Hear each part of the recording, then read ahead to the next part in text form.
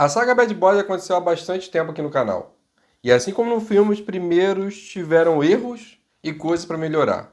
E assim como no filme, até o fim, eu espero que a última parte seja a melhor. Porque eu vou te dizer, eu gostei bastante desse filme. Eu acho que ele é o melhor filme da franquia. Mas vamos discutir isso. Salut tout le monde, j'espère que vous allez bien.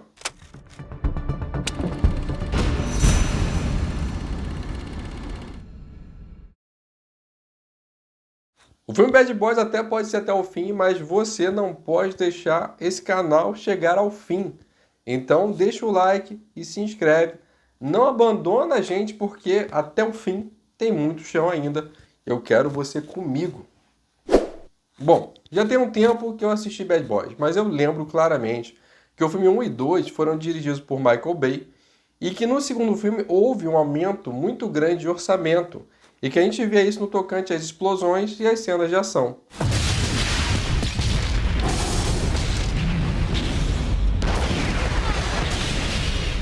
Mas era um pouco confuso por conta do excesso de inimigos de personagens, já que eram várias gangues, principalmente no filme 2, onde tínhamos um dono de boate que comprava drogas de um traficante cubano, a irmã do Marcos que investigava esse dono de boate, e no meio do filme o traficante cubano tomava para si essas boates. E eu revendo o vídeo que eu fiz sobre Bad Boy 2, eu notei que eu não soube explicar isso muito bem. Incompetente! Mas é porque era confuso. E aí vem o filme 3, que vai retomar a franquia e que é um bom filme, mas ele passa pelo problema de filmes que revivem franquias. Ele começa meio lento e daí vai acelerando. E a minha memória me diz que um problema do filme 3 ainda era o excesso de personagens. Você tinha o Mike, o Marcos trabalhando junto com um grupo todo novo, composto por vários membros, acho que 5 pessoas, eu não lembro. Além do filho do Mike que aparecia na trama. Então tinha muita gente. Por isso, com base na minha memória, esse foi então um problema comum na franquia Bad Boys. No 2 e no 3, pelo menos. Esse excesso de personagens. E felizmente isso é muito bem resolvido no filme 4. Eu chego a dizer que o filme 4 é o melhor da franquia. Talvez ele só perca pro primeiro filme, porque a gente precisa do filme 1 para conhecer os nossos protagonistas. E como você queria que fosse? Esse filme foi dirigido pelos diretores do anterior, o Adil El Arbi e o Bilal Fallah, e roteirizado por Chris Bremer e Will Bow. Custou 100 milhões e no momento que eu estou gravando o vídeo faturou mais de 398 milhões. Ele acabou de sair do cinema, então nada mal. Nem tem do que se arrepender. Caso você não se lembre, no filme 3 o Capitão Howard havia sido morto por ordem da bruxa Isabel Aretas e pelas mãos do filho do Mike, Alejandro. Porém aqui temos um pequeno retcon, se a gente pode dizer assim. Na verdade, essa ordem foi influenciada por conta de uma investigação que o Howard fazia sobre um esquema de corrupção dentro da própria polícia. Tá. É claro! O que de fato aconteceu e vai ser explicado nesse filme é que Aidan Lockwood, promotor público, teve uma ideia... Supimpa. É o melhor adjetivo que eu encontrei. Supimpa! Desde o ataque de 11 de setembro, ele resolveu proteger Miami. Como? Fazendo um trato com o cartel, Ele faria vista grossa para as entradas de drogas no país e, em troca, o cartel cuidaria de vigiar as fronteiras contra qualquer ataque terrorista. Nossa. Ideia de gênio, top. Muito obrigado. É tipo, caramba, tem falcões querendo comer as galinhas, que tal? Colocar raposas como vigia, para que elas façam a segurança. Essa é uma boa ideia! Como líder do cartel, temos o ex-militar James McGriff. E é claro que tudo isso a gente vai descobrir só ao longo do filme. E sendo assim, vamos à história do filme. É só para ter certeza que eu não vou me embolar no meio do caminho. O Mike e Marcos seguem então suas vidas. O Mike finalmente se casa com Christine, sua fisioterapeuta. E a Rita, a fé do Mike no filme anterior, está namorando com Aidan. É a definição do casal perfeito. O filme, já vou adiantar, é previsível, porque mesmo sem ter nenhum spoiler, logo de cara você vai saber que ele é o vilão, já que é muito comum você escalar atores famosos para participações relevantes no filme.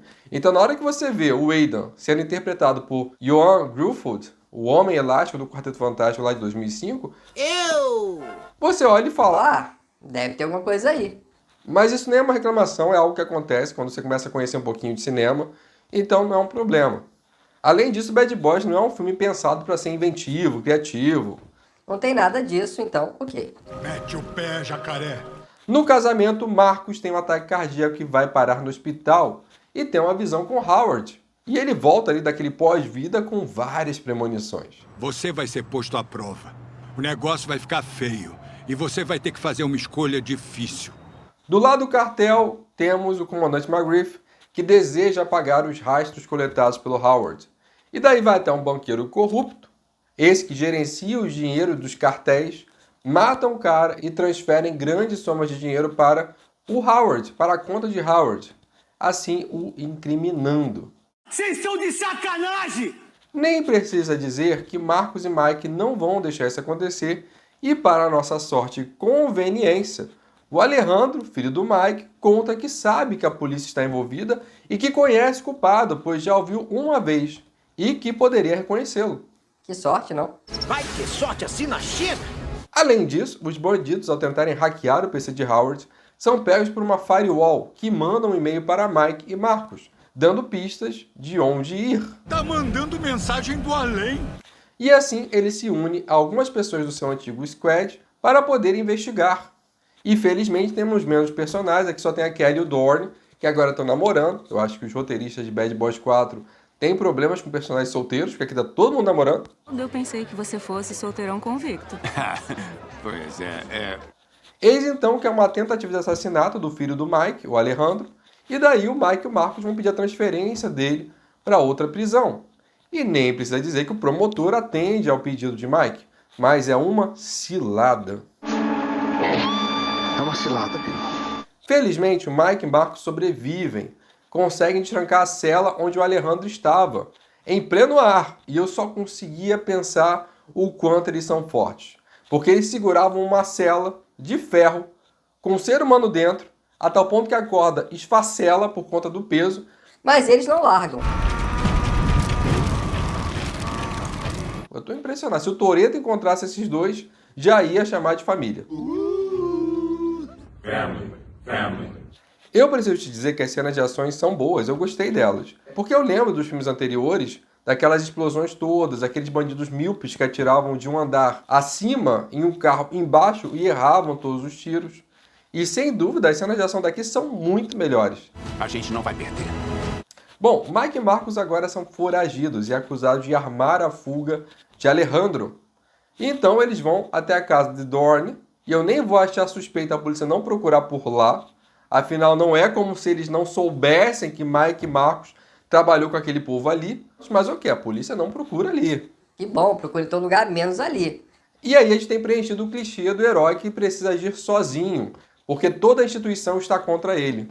Só falta então alguém ser sequestrado. E agora não falta mais nada. A mulher do Mike e a neta do Howard, que tinha ido visitar a esposa do Mike para dizer que acreditava na inocência do Mike, são sequestradas.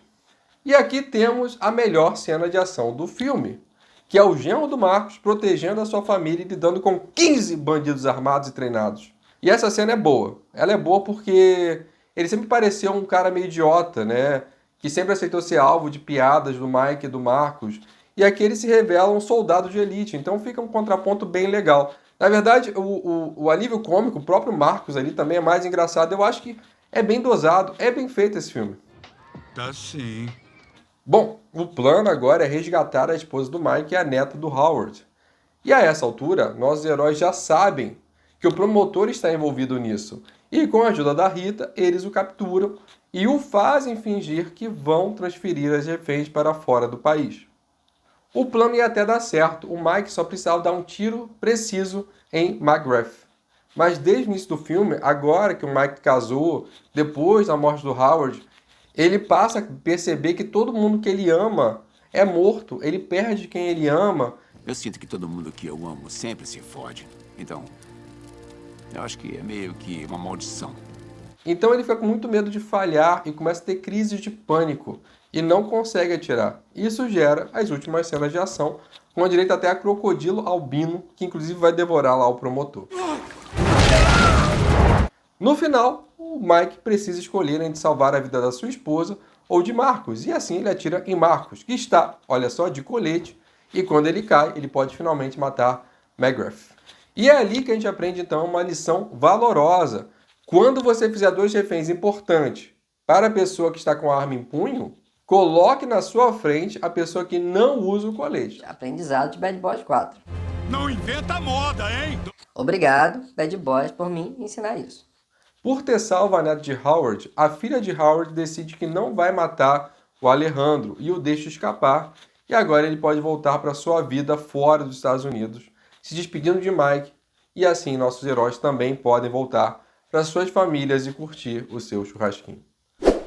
Como eu disse, Bad Boys 4 não é um filme inventivo. Não tem nem muita coisa para você contar, porque tem as cenas de ação e essas cenas são boas. Então eu vou dizer que é um ótimo filme de ação. Bad boys, what you gonna do? What you gonna do when they come for you? E se eu fosse fazer o ranking dos piores e dos melhores, eu só colocaria o Bad Boys 1 na frente, porque a gente precisa do primeiro para conhecer os nossos personagens. E isso influencia no prazer de ver o filme 4.